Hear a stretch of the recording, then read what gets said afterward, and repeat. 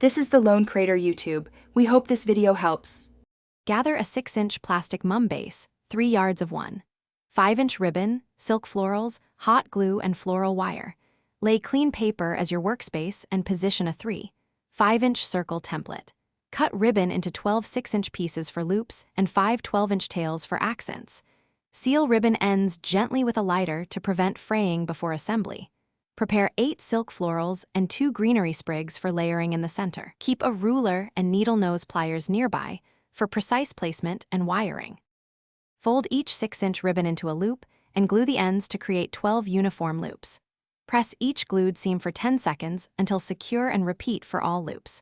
Wire groups of 3 loops onto floral wire to form 4 ribbon clusters for full volume. Twist wire ends tightly and tuck seams toward the center to hide glue.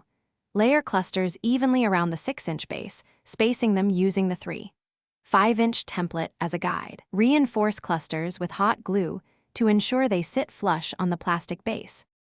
Insert 8 silk florals into the center, wiring each stem and trimming to 1 to 2 inches.